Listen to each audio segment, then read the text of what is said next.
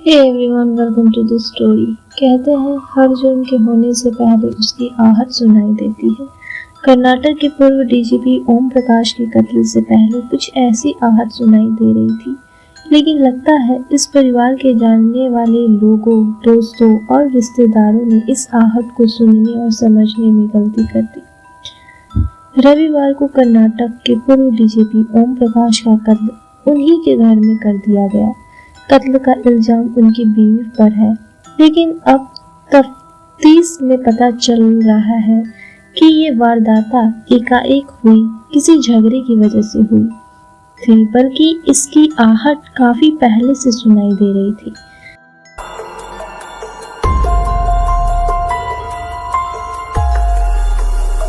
पल्लवी ने अपने पति पर जासूसी करवाने, खाने में जहर देने और यहाँ तक कि अपने और अपनी बेटी के कत्ल की साजिश रचने का भी इल्जाम लगाया था, मगर तब लोगों ने इसे फैमिली मैटर मानकर अनसुना कर दिया। कहते हैं हर जुर्म के होने से पहले उसकी आहट सुनाई देती है। कर्नाटक के पूर्व डीजीपी ओम प्रकाश के कत्ल से पहले कुछ ऐसी ही आहट सुनाई दे रही थी, लेकिन लगता है कि इस परिवार के जानने वाले लोगों, दोस्तों और रिश्तेदारों ने इस आहट को सुनने और समझने में गलती कर दी। ओम प्रकाश के कत्ल की इस भयानक वारदात के बाद अब जब पुलिस इस मामले की तफ्तीश कर रही है, छानबीन कर रही है, तो इस कत्ल के पीछे छुपी ऐसी कहानियां सामने आ रही है जो किसी को भी चौंका देती है।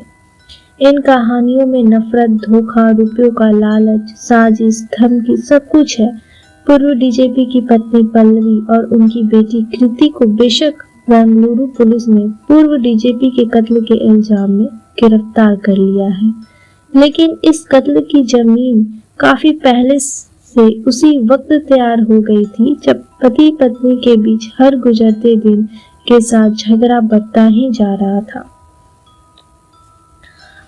अपने और पति ओम प्रकाश के बीच आए दिन होने वाले झगड़ों के बीच उनकी पत्नी पल्लवी ने कई बार अपने दोस्तों और रिश्तेदारों को फोन कर या फिर मैसेज के जरिए इस मामले में हस्तक्षेप करने की और अपने लिए राहत की मांग की थी, लेकिन सच्चाई यही है कि ज्यादातर लोगों ने इसे फैमिली मैटर मानकर पति पत्नी की इस लड़ाई से खुद को दूर कर लिया था।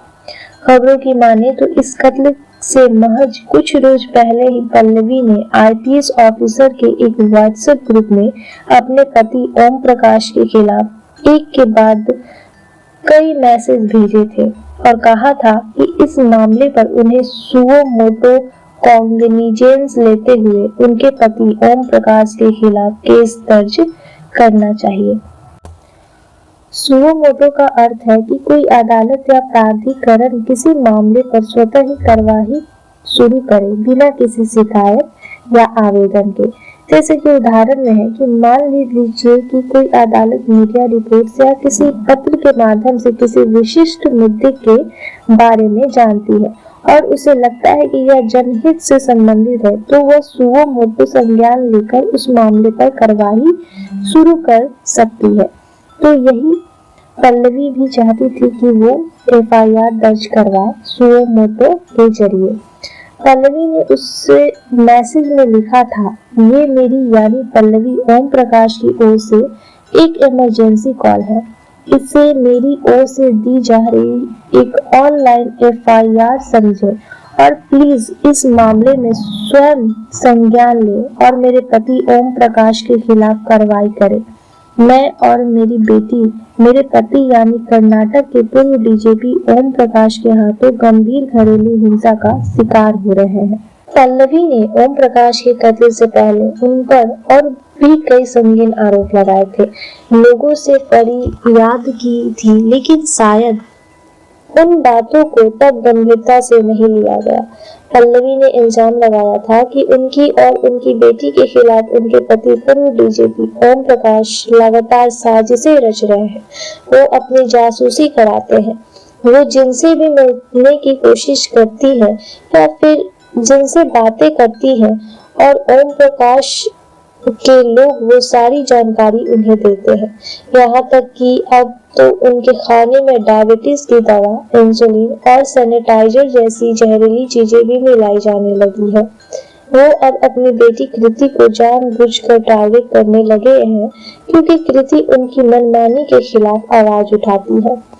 पल्लवी ने एक और व्हाट्सएप मैसेज में लिखा था, अब वो मेरी बेटी को भी ड्रग्स देने लगे हैं, उसके दिमाग को टारगेट करने लगे हैं, क्योंकि वो अपनी आवाज उठाने लगी है। मेरी बेटी हर रोज तिल तिल कर मर रही है। हम बहुत ही खतरनाक और असुरक्षा के माहौल में जी रहे हैं और हमें तुरंत सुरक्षा और मदद की दरकार है। मेरी बेटी का फोन, लैपटॉप और सारे इलेक्ट्रॉनिक डिवाइसेस या तो हैक कर लिए गए हैं या फिर उन्हें खराब कर दिया गया है। इस मामले में सबूतों को कोई कमी नहीं है। इसी तरह एक और मैसेज में पल्लवी ने अपने पति ओम प्रकाश का इल्जाम लगाया था कि वो अपनी सारी करतूतों पर पर्दा डालने के लिए जब भी जरूरत पड़ती है उन्हें मानसिक तौर पर डिस्टर्ब साबित करने की कोशिश करते हैं, और इन चीजों के पीछे सिर्फ और सिर्फ लालच और जलन जैसी चीजें हैं।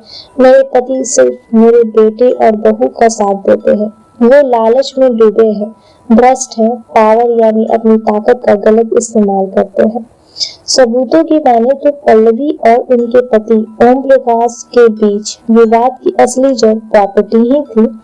पल्लवी को लगता था कि उसके पति उन्हें और उनकी बेटी को उनका हक दिए बगैर अपने नाते रिश्तेदारों को प्रॉपर्टी का शेयर देते जा रहे हैं, जो कि ठीक नहीं है। ऐसा ही एक विवाद बेंगलुरु की एक ऐसी प्रॉपर्टी को लेकर था जिसे उन्होंने कथित तौर पर अपनी बहन सरिता के नाम कर दी थी।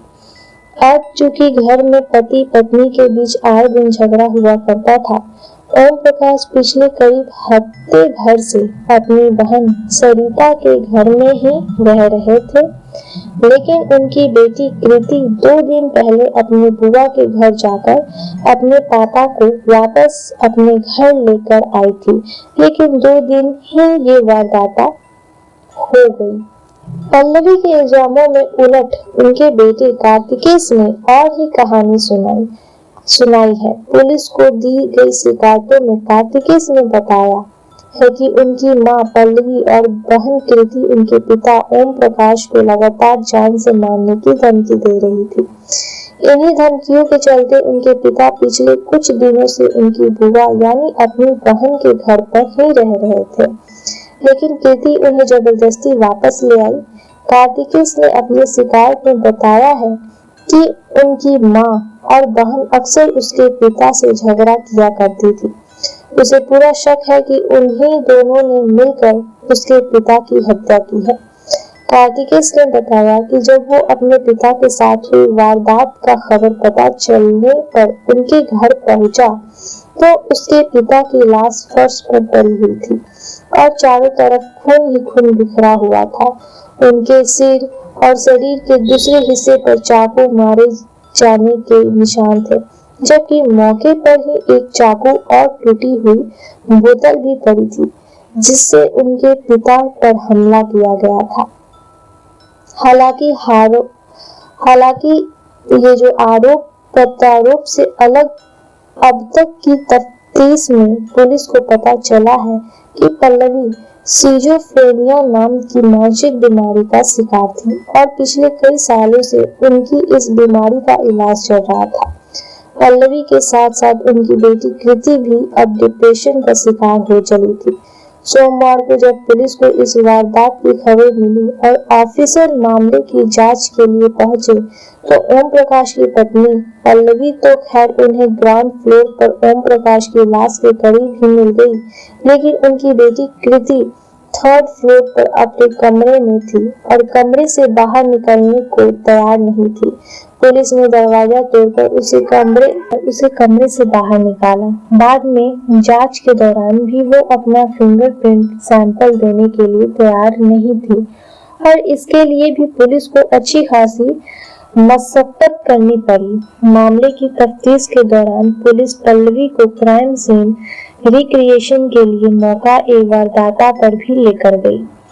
फिलहाल इस पूरी कहानी में दोनों पक्षों को सुनकर इतना तो साफ है कि पूर्व डीजीपी ओम प्रकाश का परिवार दो हिस्सों में बटा हुआ था। एक तरफ खुद ओम प्रकाश, उनका बेटा कार्तिकेय, बहू और ओम प्रकाश की बहन सरिता थी, जबकि दूसरी तरफ उनकी बीवी पल्लवी और बेटी कृति।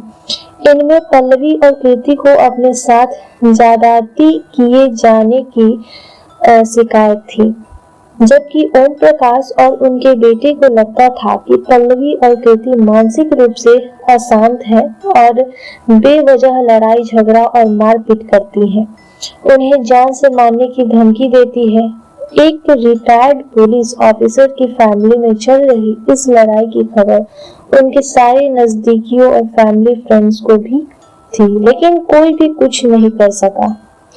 तो अभी इस केस की कार्रवाई चल रही है। अगर आगे कुछ और भी पता चलता है तो मैं आप लोग से जरूर शेयर करूंगी। आप लोग को ये केस के बारे में जो जानकारी नहीं थी तो मैं पूरा बताई हूँ। धन्यवाद।